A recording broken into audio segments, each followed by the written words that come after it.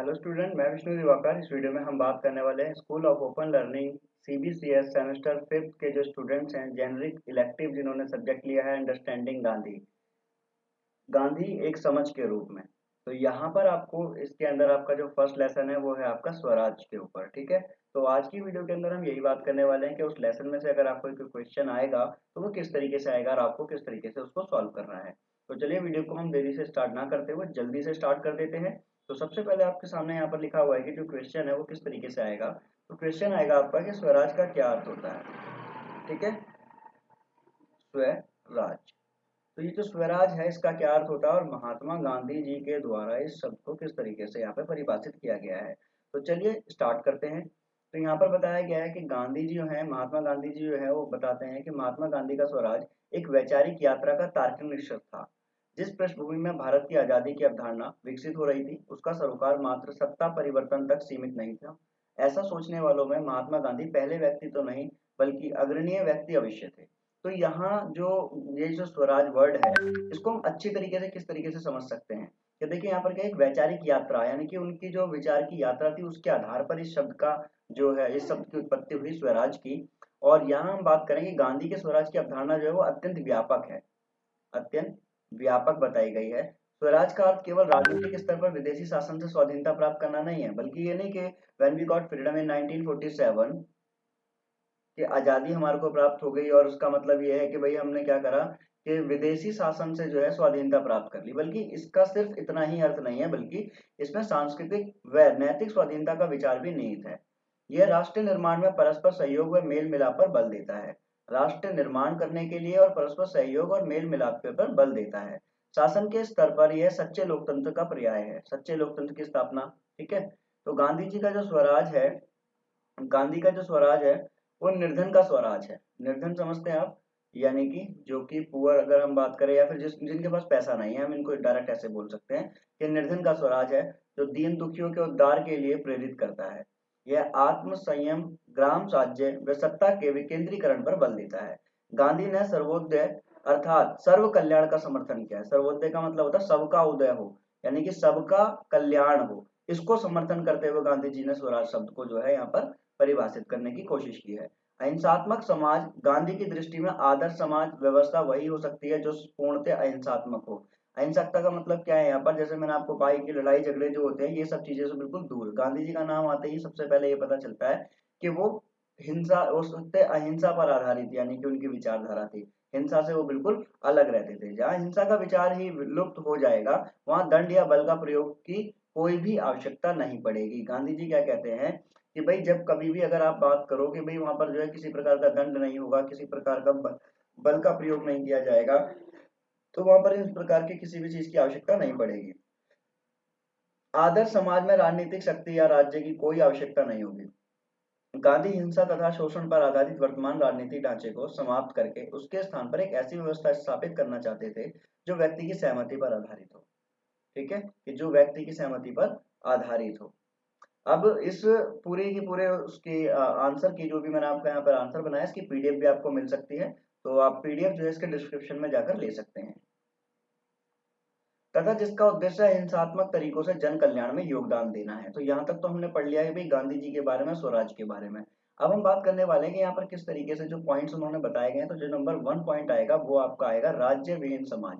अब राज्य विहीन समाज क्या है ये जो गांधी जी बता रहे हैं यहाँ पर, तो गांधी जी के द्वारा हम पहले इस सबको अच्छी तरीके से समझ लेते हैं। तो गांधी के अनुसार अहिंसात्मक समाज राज्य विहीन समाज है, जहाँ पे राज्य होगा ही नहीं। ठीक है, वह राज्य का विरोध इस आधार पर करते हैं कि ना तो यह स्वाभाविक संस्था है और ना ही आवश्यक है। जरूरी नहीं है कि राज्य का होना जरूरी हो। उन्होंने दार्शनिक अराजकतावादी की भांति, अब अराजकतावाद का मतलब क्या होता है, यानी कि जब किसी देश में आप रह रहे हैं उसी देश के अंदर ही अगर आप जो है गद्दारी कर देते हैं तो उसे हम अराजकतावादी कहते हैं। इस पर आधारितता को स्वीकार किया है और आगे उन्होंने कुछ बताया है यहाँ पर कि राज्य हिंसा पर आधारित है। राज्य हिंसा पर आधारित है, संगठित रूप में हिंसा की प्रतिनिधित्व करता है। दूसरा पॉइंट उन्होंने बोला कि राज्य की जो बल शक्ति व्यक्ति की स्वतंत्रता और व्यक्तित्व हेतु विनाशकारी है।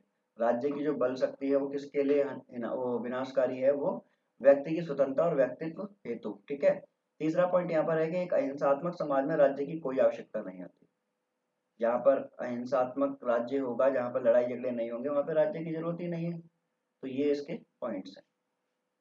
गांधी के अनुसार राजनीति शक्ति साध्य नहीं बल्कि प्रत्येक क्षेत्र में लोगों के विकास में सहयोग देने का साधन है। गांधी जी बोलते हैं कि जो राजनीति है वो क्या है, वो सहयोग देने का साधन है। जैसे कि मैंने आपको पहले भी बताया था कि अगर हम बात करें कि राजनीति अगर किसी भी राजनेता के द्वारा पूछा जाता है कि राजनीति से क्या अभिप्राय है, तो वो बोलते हैं कि जनता की सेवा राजनीति है। उनके द्वारा साधारण शब्दों में यह आंसर दिया जाता है। परंतु अगर हम वास्तविक रूप से देखें तो राजनीति क्या है, वो गरीबों का खून चूसने वाली एक कला है, जो कि बड़े बड़े लोग अपने हाथ में ले लेते हैं और उसके बाद में उनका खून पीते रहते हैं। तो अरस्तु जी ने भी बोला है कि राजनीति मनुष्य के खून में बसी हुई है। जब खून में बसी हुई है तो सिंपल सी बात है कि भाई वो अपना कहीं ना कहीं व्यक्ति जो है निजी स्वार्थ को भी इसमें जोड़ेगा। निजी स्वार्थ, निजी स्वार्थ का मतलब क्या है, जहां पर भी आपका स्वार्थ जुड़ा होगा आप वहां राजनीति करेंगे। ठीक है। तो ग्राम गणराज्यों का संघ जो है, गांधी का राज्य विहीन वर्ग विहीन समाज अनेक स्व शासित तथा आत्मनिर्भर ग्राम समुदायों में विभक्त होगा। प्रत्येक ग्राम समुदाय का प्रशासन 5 व्यक्तियों की पंचायत चलाएगी, जो कि ग्रामवासियों द्वारा निर्वाचित होगी। राज्य नहीं बल्कि गणराज्य, यानी कि अब यहाँ पर क्या बोल रहे हैं, वो वर्ग विहीन समाज होगा जिसमें कोई वर्ग नहीं होगा। तो आगे चलते हैं, यहाँ पर ग्राम पंचायत को विधायी कार्यकारी और न्यायिक शक्तियां प्राप्त होगी। तो उसके बाद में यहाँ पर पॉइंट आता है तीसरा, वो है आपका आर्थिक विकेंद्रीकरण। गांधी का जनतांत्रिक समाज का एक समाजवादी राज्य होगा। भागवत पुराण से प्रभावित होने के कारण उनका मत था कि वो जो गांधी जी थे वो भागवत पुराण यानी कि वो जो है भागवत गीता जो है ये पढ़ा करते थे, तो वो इससे बहुत ज्यादा प्रभावित हुए थे। अब इससे प्रभावित हुए तो उन्होंने क्या बोला कि इन्होंने कहा कि संपत्ति धारण करने का अर्थ है भविष्य के लिए प्रयोग पूर्व योजना बनाना। एक सत्य का खोजी कल के लिए कुछ नहीं रखता। ठीक है। जैसे कि अगर आपकी हम बात करें यहाँ पर कि एक शेर जो है वो अपना शिकार के लिए निकलता है, तो वो आज अगर एक व्यक्ति को मार देगा तो उसके बाद में जब वो उसका उसका सेवन कर लेगा तो उसके अंदर वो किसी दूसरे को हानि नहीं पहुंचाएगा। परंतु व्यक्ति में ऐसा नहीं है, उसके पास में जो चीज आज है वो कल की चिंता में और भी ज्यादा उसको कमाने में लगा रहता है। तो वहीं संपन्न व्यक्तियों के पास वस्तु का अतिरिक्त भंडार होता है, जबकि करोड़ों व्यक्ति भरण पोषण के अभाव में भूखे मरते हैं। यदि मनुष्य अपने आसपास इतना ही रखे जितना आवश्यक है तो कोई भी अभावग्रस्त नहीं होगा तथा सभी संतुष्ट जीवन जी सकेंगे। परंतु ऐसा हो सकता है क्या? बिल्कुल नहीं हो सकता। गांधी निजी संपत्ति के समापन के पक्ष में नहीं है, किंतु आर्थिक समानता लाना चाहते हैं। वो चाहते हैं कि भाई सबके लिए जो बिल्कुल आर्थिक समानता हो। ठीक है। जहाँ पर सभी लोग बिल्कुल बराबर हो, चाहे वो अमीर हो चाहे वो गरीब हो, काला हो गोरा हो, छोटी जाति बड़ी जाति, तो इक्वलिटी की बात करते हैं यहाँ पर। आगे चलते हैं हम जरा यहाँ पर। तो उसके बाद में यहाँ पर सर्वोदय। सर्वोदय का मतलब क्या होता है, मैंने आपको पहले ही बताया था। सर्वोदय का मतलब सबका उदय या सर्व का कल्याण। अगर हम सर्व कल्याण की बात करें यहाँ पर, सर्व कल्याण, ठीक है, सर्व कल्याण हमारा जो है यहाँ पर सर्वोदय। सामान्य हित या सर्व कल्याण की दृष्टि से गांधी ने सर्वोदय के सिद्धांत का प्रतिपादन किया है। यह सिद्धांत ऐसी नीति का समर्थन करता है जिसका उद्देश्य जात पात धर्म संप्रदाय स्त्री पुरुष ऊंच नीची जाति आदि के भेदभाव मिटाकर समाज के सभी स्तरों पर कल्याण कार्य को बढ़ावा देना है। यह परस्पर सहयोग व सद्भावना का विकास करेगा। अब उसके बाद में हम बात करेंगे इस वाले क्वेश्चन के अंदर सबसे अंत में आपको जो निष्कर्ष है वो किस तरीके से डालना है। तो देखिए निष्कर्ष मैंने आपको बताया कि भाई आप जब कभी भी कंक्लूजन लिखते हैं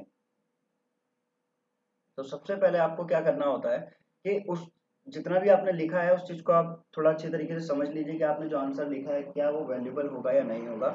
उसके बाद में आप उसी से रिलेटेड अगर कोई फैक्ट है, ठीक है, कोई फैक्ट है आप वो लिख सकते हैं, या फिर आप एक जो है नोट डालकर आप कोई भी अगर एट प्रेजेंट की बात आपको पता है तो आप वो मेंशन कर सकते हैं। स्वराज का अर्थ केवल राजनीतिक स्तर पर विदेशी शासन से स्वाधीनता प्राप्त करना नहीं है, बल्कि इसमें सांस्कृतिक व नैतिक स्वाधीनता का विचार भी निहित है। यह राष्ट्र निर्माण में परस्पर सहयोग व मेल मिलाप पर बल देता है। शासन के स्तर पर यह सच्चे लोकतंत्र के लिए प्राय है। तो ये आपका हो गया हमारा लेसन नंबर 1। लेसन नंबर 1 का आपका एक जो क्वेश्चन मैंने आपको बनाकर यहाँ पर दे दिया है, इसकी पीडीएफ आपको जो है वीडियो के डिस्क्रिप्शन में मिल जाएगी। तो थैंक्स फॉर वॉचिंग।